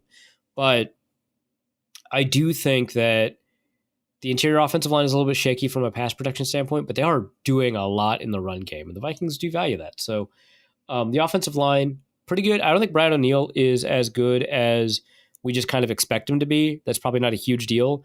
Christian Darrisaw is excellent. He did get his lunch taken from him. So I think in both games once. No, I don't think that happened actually against the Giants. Just against the 49ers, which that does happen. So, but really great offensive tackle play. Maybe not as good as a lot of people assume, but pretty good. Next question is from BlackRock Sports Group, who asks, the Vikings are off to a really hot start this year and seems like they could be potentially going somewhere. How emotionally invested, or perhaps financially invested, should one get in this team? Okay, no comment on the financial investment stuff. I think emotional investment is fine. Being guarded makes sense, but like I think kind of enthusiastically embracing the Vikings, that's fine. Especially because it's like it's a chaos year, like you mentioned at the top of the show. It's like a Case Keenum year, and those are really fun. And the sooner you buy in, the more fun. Even if you know that you could end up with a 38-7, right? Like even if you know that that's a possibility, you still had the Minneapolis Miracle. Exactly. And I don't think, I'm sure a lot of people would say this, but I think in their heart of hearts, I don't think people would trade the Minneapolis Miracle away in order to wish away 38-7. I don't think people would do that. I think they were glad that season happened. I think they were glad for the Minneapolis Miracle moment. And I think 38-7 hurt a lot. But people remember Minneapolis Miracle more than they remember 38-7. And that's saying a lot because Eagles Twitter turned it into a meme. Yeah, that. Arif Mettenberger asks, for Arif's nurturing and cultivating corner, who is the worst quarterback that Kevin O'Connell could have coached to a win against the 49ers? Okay, it explains the username, I guess. Joshua Dobbs, I guess. Boy, that He's a would 49er. have been, yeah. Yeah, man. Well, I don't think he could have done it with Bryce Young. I could say that. Man, out of the start, let's take a look at who the starting. Let's just say Bo Nix. I feel like Kevin O'Connell. I don't think he could do it with Bo Nix. James, that's a lot. Listen, Bo Nix is apparently the second coming, according to one delusional coach in the greater Denver area. It seems like he is not hoodwinked the fan base along with him. Jaden Daniels is like pretty not great, but his production is extremely good. He's like 7th in the NFL in adjusted EPA. I could see that. I could see Jaden Daniels. He's so tiny. He is Gardner Mitch, yes. So tiny. And I'm not meaning it's just short. One game, not a season. One game. Gardner Minshew I could see, although he is playing well, so maybe that doesn't count. Oh, here it is. Here's the Mendoza line for a Kevin O'Connell win against the 49ers. And I think this is like a 50-50 proposition. No, it's not. That's absurd. I think this is a 10-90 proposition. You're probably not going to win, but he could. He could coach Jacoby Brissett with this Viking supporting cast to a win against that 49ers team. Wow. 1 out of 10 times. 1 out of 10 times. Remarkable. That's a good poll. I like that one. The funnier one would have been Justin Fields, but that's pretty good. That's pretty Russell good. Russell Wilson, the ghost of Mitch Trubisky, wherever he's at. Great. Kenneth Allen asks, for the Make a Reef Do research corner, has any number 1 overall pick been given up on faster than Bryce Young? So I don't actually have oppositional defiant disorder, but I don't like it when you tell me what to do in the question, so I'm just not going to do it this time. The answer is Josh Rosen. I will not be confirming. They gave up after they traded him away after 1 season. Yeah. That's like they did have the number 1 overall pick, but that's a lot, man. I was going over a couple in my head and was like, okay, well, the consensus worst number 1 pick now is Jamarcus Russell, and he still got 2 full years. Yeah, hold on. Was Josh Rosen? No, Josh Rosen wasn't a number 1 overall pick. Oh my God, that ruins the whole question. I guess that's what I get for not looking it up. Well, you don't get an answer. Reef has decided no. Yeah. So it's very possible he is the first one. Second, I suppose, would have to be Jamarcus, but people were running away from that train. Give up on him after, was it 22 games, and this was 18, so that's pretty close. It's pretty close, but Jamarcus was also doing the whole getting blank DVDs of and being told to check it out. And this is a great playbook, coach. Yeah, that. Luke Braun Sr. asks, when is a good time to run towards a Nick Bosa? January 6th. What's the next question? Oh, wow. Fear the Beard asks, kind of a concept question here. How much does time of possession actually impact a game's outcome? It is evidence of an outcome. It is not itself that important.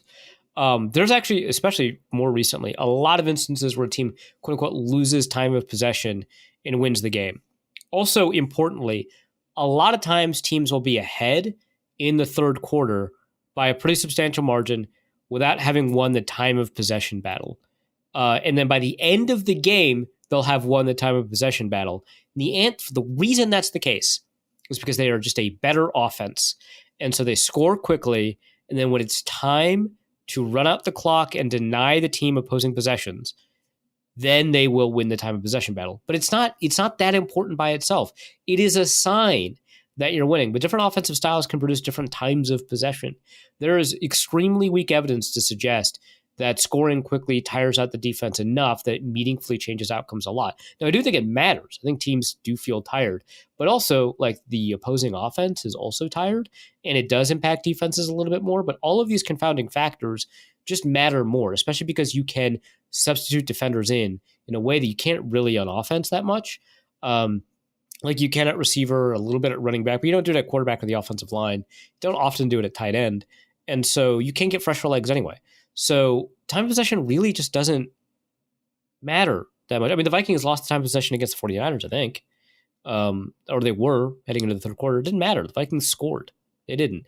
The reason time of possession really bothers me is because the way that people used to talk about it, they don't talk about it that much anymore, is the best way to beat Brady is to keep him off the field. The best way to beat Manning is to keep him off the field. So you got to win the time of possession battle. And the thing is, if they have 3 minutes to score or 8 minutes to score, they're probably going to score either way without any clock pressure impacting them at all. And you were not on the field for exactly the same amount of time. These are zero-sum times, and possessions are the unit that matter more than time of possession. How many drives they have matters, and points per drive predicts things way more than points per minute or points per minute of possession. That doesn't matter. The Chargers used to milk the clock all the time, so they'd have very few drives and a very high time of possession, and they were no more effective in offense than the Manning Colts that had very low time of possession and did not milk the clock, and they had more drives. And when you are in a favorite, you want more drives because low variance outcomes favor the underdog, which means fewer drives. And if you decrease the number of drives by increasing the length at which you spend time in those drives arbitrarily, like maybe you're doing it because you're getting a lot of first downs, it's great. But if you do it arbitrarily, you're going to open yourself up to low variance outcomes or high variance events that will result in underdogs winning more. So no, time of possession does not really impact winning that much. Next question is from Room Bull Sharif, who asks, for Arif's special teams coffin corner, why are college punt blocking schemes so exotic and weird versus the NFL ones? Two reasons. One is there's just not a very good pool of punters to draw from. And so you're getting a lot of Aussie punters. You're getting a lot of people that were kickers in high school that you're teaching how to punt. And so their mechanics are a little bit different, which means that they have a different number of steps they have to use to get into their punt, especially Australian-style punters, which is why you don't see as many in the league as you might expect, given how prominent they've become. When they catch the ball off the long snap, will need a couple of extra steps. And so you have to design your whole scheme around that, giving them that time, which creates a moving pocket for a lot of them. They punt on the run, which is something that, is very familiar to like Australian football rules where you're kicking on the run, and it's a pretty similar thing. So that's part of it. Part of it's also that because you've got these wider hashes, and they are so much wider, They're actually more than twice as wide as the NFL has shoes. I think it's like 40 feet versus like 18 and a half or something like that. Which means that if you're on one side of the field or the other, you've got more room to move your pocket if you're a punter or if you're a punt protection unit. It's really difficult to generate a bunch of powers off of 2 steps. And so a lot of punters will take 3 steps. And so that's why. It's because you have to work with that step, you have to work with the timing. And then also, if you're a college coach that technically only has 20 hours of practice with your team, because that's the NCAA rule per week, right? 20 hours. You're probably going to have your players spend more time learning the offense and the defense than special teams. In the NFL, you have the luxury of splitting up that time. Now, there are CBA negotiations that reduce the total number of hours you could be on the field, but it's still more than NCAA coaches get. And so you're just going to spend more time on the offense and the defense than you are on special teams because it's going to matter more. And the final thing is your special teamers are not as good as NFL special teamers. They're not as fast. There's a bunch of 4-2 and 4-3 NFL special teamers. There's not a ton of special team only guys that are 4-2, 4-3 unless they played a different sport, like Dan Chisena, who also you didn't get a ton of practice time with because he was a track guy. So I think that's part of it too, is that because they're slower, you can take a little bit longer to do stuff. You just don't have that time. In fact, you so don't have that time in the NFL that there is a standard amount of time between when the long snapper snaps the ball and when the ball arrives in their hand. And it's very, very precise. If you're slower or faster than that, you're screwing something up. Next question is from Tank B, who asks, for Reef's Go with the Flow corner, last year, a lot of new ones today. Last year, our defense ran a unique scheme that got figured out with or without an assist from an ESPN article. This year, something about this defense feels less gimmicky, but equally fun. Is this level of play sustainable, or are we going to see a November/December fall off again? If it does sustain, how long can this litigation really keep Flores out of the conversations for a head coach position? I think the litigation is going to prove to be a pretty big barrier for him getting a head coaching job for a little bit, even if he's got this excellent defense. Because one, people don't hire defensive coaches. I mean, they've hired more in the past couple of cycles, but it's still a concern, right? Two, I mean, owners are making the decisions, and owners don't want the coach they hire to be a liability risk, which I think is pretty clear. But like that is, they care a lot about that. Like fans might want best possible product on the field. You naive fools. Can you be friends with the owner? That's what matters, man. That's real football. But to answer the first question about the sustainability, it was kind of installed on the fly after week 3 when the defense just wasn't working anymore, and Flores was trying to come up with something to make things work.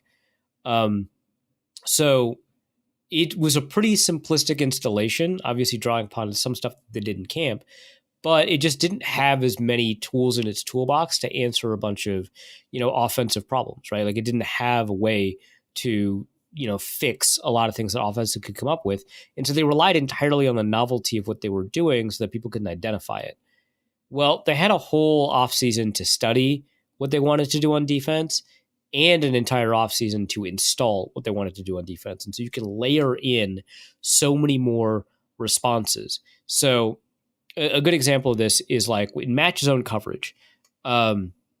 You might have, like, let's say you've got 2 cornerbacks on one side of the field. You got your nickel corner in the slot, and you've got your outside corner, right? And in a typical match zone coverage, the assignments could be such that you will play man coverage against whoever goes out. So you're the outside corner. The first thing you want to see is not up. The first thing you want to see is figure out which receiver is going downfield. That's your guy. If no one's going downfield, then you want the deepest guy. If there's no clear deepest guy, then you want whoever is going out. So it's like third, right? And then if there's like some other element here, you might then just have man-to-man with your receiver running a slant or something like that. Like it could be maybe there's a smoke screen or something and you have to you have to attack. But it's basically 3 or 4 steps that you have to figure out. And that's a pretty good match zone system that you can install pretty quickly for a guy for a particular play. But you could have it such that if they're running this route combination, so you have to peek the 2, then you have this guy or this guy. Or if they're, aligned like this and they shift their alignment to the outside, if they break to the outside, now suddenly it's not a match zone. It is just man coverage. They just broke outside, so you just got to cover that guy deep. And then the other guy isn't in zone at all. He's also in man.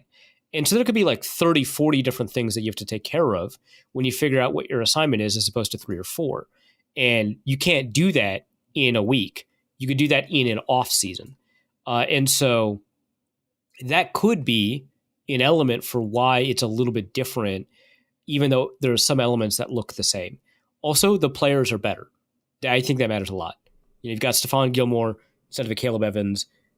You've got a bunch of edge rushers instead of whoever was lining up alongside Danielle Hunter that week. You've got better players. So I think that helps too. Football's Misandrous Niche asks, for Arif's professional hatering corner, how do you efficiently hate when certain players/teams are better than yours? Do you needle down on one particular aspect, or do you apply a more holistic philosophical bent? I mean, it really depends on like what the source of your hating is. Like if I, in theory, hated a quarterback who maybe should have played tight end that came from, I don't know, an FCS school or something like that, just to pick one at random. I just hated that guy because he came from that school. You could pick anything. You could pick a personality trait. You could pick his play on the field. If he starts playing well, you can pivot. Be like, hey, man, people are saying this guy's a jerk. Man, I wouldn't want a jerk at quarterback. I'm going to talk about that for a while. But if you hate a guy because you're the first to say that he's bad, let's say a quarterback that transferred from Auburn to Oregon that throws pretty short, hypothetically gets picked in the first round when a lot of people had him in the second or even third round, and you wanted to stick to your take that maybe this guy should have been a second or third rounder, wasn't really appropriate for him to be in the first round, then he has to play poorly. And if he plays well, then you got to come up with excuses. Oh, it's not sustainable. He's winning on third down. Oh, his wide receivers winning 50-50 balls for him. Oh, it's a yak offense. Just come up with reasons. It's fine. It's a good exercise in trying to figure out how many arguments there really are for why a quarterback could be good or bad. But it's really, you gotta keep the goal in mind. What is the ultimate kind of hatred? Where are you coming from with this hatred? And from there, you can kind of navigate your path. And maybe you'll luck into a situation where they just don't see the left side of the field. Yeah. Best case scenario. Gaming Nerd asks, for Arif's pop culture corner, which current Minnesota Vikings... There's so many in a row here. Apologies. Which current Minnesota Vikings player is Brat? Good thing, apparently. Which former player is Brat?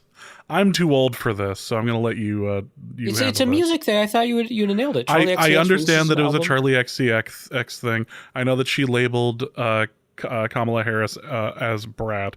And that event recently declared that Brat's summer was over. But that's all I know. I know most of this because of The Daily Show. That's okay. Evidently, I mean, it's a really good album. Evidently, an album of the year favorite, unless Kendrick actually dropped something this year, which, I mean, anything is possible. Just a whole album full of diss tracks. That's probably winning it. But if not, I mean, this is a favorite, right? Like Sabrina Carpenter's up there. One of Taylor's 8 albums, I don't know, is up there. Very popular album. People love it. Critically acclaimed. Fans love it. I guess the branding is chartreuse with the word Brat in all lowercase in Arial font, I think. Cool. So it's like a certain energy. I think you can kind of figure out what the energy is based off of the word, but kind of like the more positive aspects of being a Brat. Like more independent, right? But still kind of loving silliness and stuff like that. So that's all there. So on the current roster, I don't know that there's a ton of options we have available to us here. I'm going to go Jordan Addison, not for like off-field reasons, just because of his attitude. Very much loves flashiness, loves to, he's super confident in himself, loves to assert kind of the things that he's good at, and just kind of carries the vibe, that aura. I wanted to avoid, for the former player, I wanted to avoid Stephon Diggs because, again, I did want to avoid kind of the negative connotations of this word. And I think more people would attach the negative connotations. Even if we only stuck with the positive definitions, he mostly fits. But I don't think that it's kind of the same. So I went with Cordero Patterson, which I think best embodies this. There is a little bit of selfishness to Cordero Patterson, but no one really minds. Because we all just kind of like the guy. Like, obviously, he didn't work out as a first-round pick or anything like that. Like, wasn't a good pick for the Vikings. But, like, as a guy, seems cool, seems fun, seems kind of absorbed in himself, and no one really cares. Yeah, there's a lot of selfish people that people like. Yeah, that's about right. Take Them to the Gink asks, for Arif's mascot corner, does Russell Wilson improve the Steelers' offense more from the sideline? What is his EPA contribution compared to stealing McBeam, the laid-off steel worker?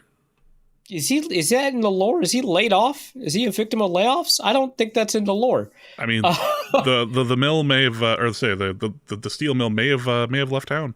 The workers may have left. He could be a remote steel worker. I don't know how that works. Don't ask. I'm confident you cannot be a remote steel worker. Yeah, and that's why you're the host and I'm the talent. Your mind is constrained. So you have had too much Benadryl tonight. That is what's happened. I don't know what you're talking about. I had one visit to the Hat Man. It's fine. No, I mean Russell Wilson. Is he suited up in this hypothetical? I mean, he is now on the sideline suited up. I think if he's not suited up, it's a negative EPA because he's still hanging out, asking how everyone's doing, and just kind of bothering them.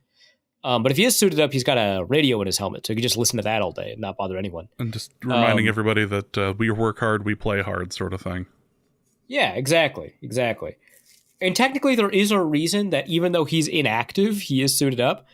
Because he's a quarterback, he is the emergency third quarterback, and you can make an inactive quarterback, who primarily, there's a lot of rules, you can make an inactive quarterback enter the game under certain conditions that prevent the first and second quarterback from re-entering the game.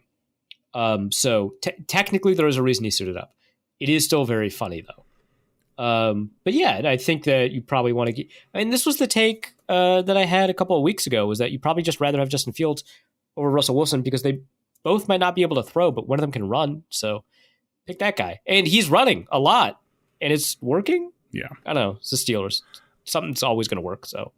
Let's go to Logan Bolsharif, who asks, we're now off the rails completely. Question for Arif's Corner.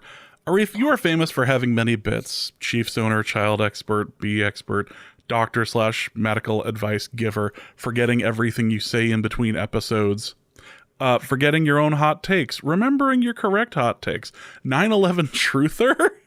That's more of a Dusty thing. Yeah, I don't know how much of a bit that is for me. Bougie cookie child labor owner recently. I feel like that goes under the child expert thing, but whatever. Recently, I listened to Green Day's American Idiot for the first time, despite being in high school when it was released. That is a wild sentence. That's crazy to me. That album basically came with like samples of Tide in the mail. When I was in college. So yeah, I conveyed this to my coworkers who were shocked by this fact, and also by my lack of general or specific knowledge about music. I just don't listen to music. I told them music is something that happens to other people. That is a wild sentence. What, like, so I'm not like a huge listen to music guy. That's such a weird way to say that. More of me thing. Yeah. Right. I'm not a big music head. When people talk about music, I'm not that invested in these conversations. Obviously, I have like my favorite bands and stuff like that.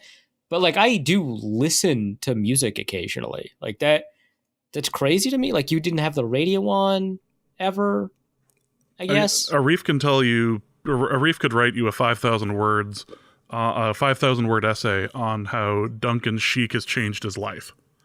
Okay, but that's... If you could only see the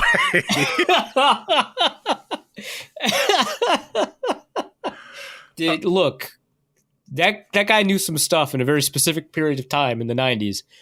Yeah, he was right about a lot of it. He was right about a lot of it, yes. let's continue this. Music is something that happens to other people. One replied, "Wait, who are you?"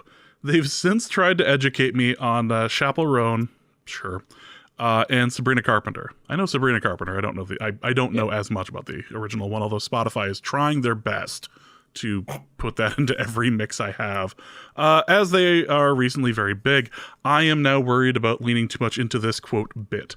Is it possible to know when you are leaning too much into a bit? How do you self-correct, or am I doomed? I mean, it kind of depends on what the bit is. What happens if you lean too far into this bit or that bit?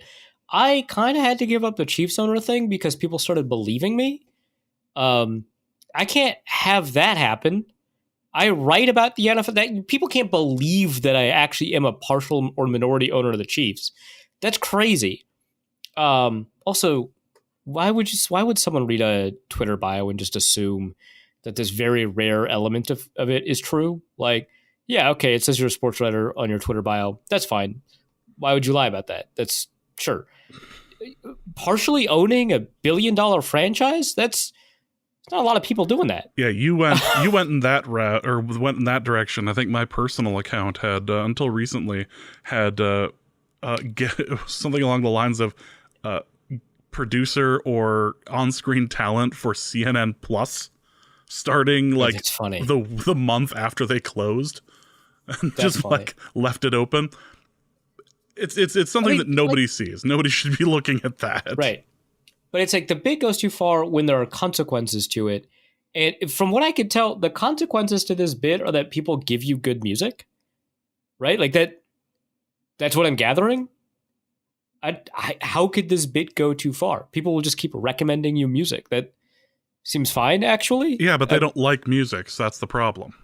But they don't dislike it either, right? Like, so the music, it just occurs in the background. Yeah, okay, fine. Arif will send you a couple of Jimmy Eat World records and maybe an Offspring one, and you'll have some fun with it. Okay, well, okay, so Jimmy Eat World, obviously a better band than the Offspring, not a question, but you pretty much only have to send the one Jimmy Eat World album and probably have to send multiple Offspring album, even though the value of the two bands is like flipped. That's just probably how that one works. Boy, there's... I'm not going to get into an argument over which one is actually better, but I am more on the Offspring side of things. But because super underrated. Yeah. Let's go to Don from Ohio and end this episode with a terrifying question. Don from Ohio asks, for James and Arif's cat therapy corner, my cats are more stressed than ever with everything going on in the world right now. What can I do? Telling your cat, what? What can I do? What can I do to help them get through this? A cat spa day or a cat chiropractor? And he proceeded to send a video that's clearly got sound added to it. That is. It took me it took me a second because you watch the video and you're like, oh my God, this is the worst thing I've ever seen. I am going to go to war against whoever put this video up, and then also whoever's in the video. If there are two separate people, both of them are going down. I was so mad. I watched the video like 3 times, which is how engaging with content works along these days. I was so mad. And I was like, wait a minute. No way. Like, cats don't do that. Like, you know, like they don't like crack their back in the same way. It doesn't make the same noises. I've never heard a cat crack their neck. Have you? I've never heard of that. And so a chiropractor, like, I know there's a joke about cats being liquid, but they are like physiologically much more flexible than we are. Like, there's no question. And so, like, the idea that there could be a cat chiropractor is stupid on face. Also, human chiropractors already don't know anything about human anatomy. It is a dangerous practice. There are very few, they do exist, very few legitimate chiropractors that can help you. And they do exist. That itself is a pretty controversial statement. There's a bunch of studies on this. It's mostly just probably avoid a chiropractor is my stance. But because even the ones that might be legit might actually not be legit. They're not licensed. You can't tell. But they definitely don't know, generally speaking, through education, how the body works. And man, vets have it hard enough trying to figure out the anatomy of like 1,000 different animals that's tough. Like, you got to learn about gerbils and horses and also cats and maybe monkeys and definitely iguanas. Like, that's a lot of stuff, right?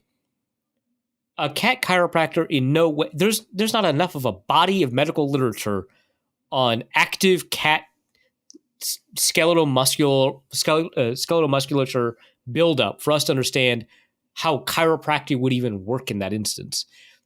So you watch it, and it's terrifying because it's like, oh my God, he's going to kill these cats. The cats are fine. And it's like, wait, the sound is added in post. It's absolutely added in post.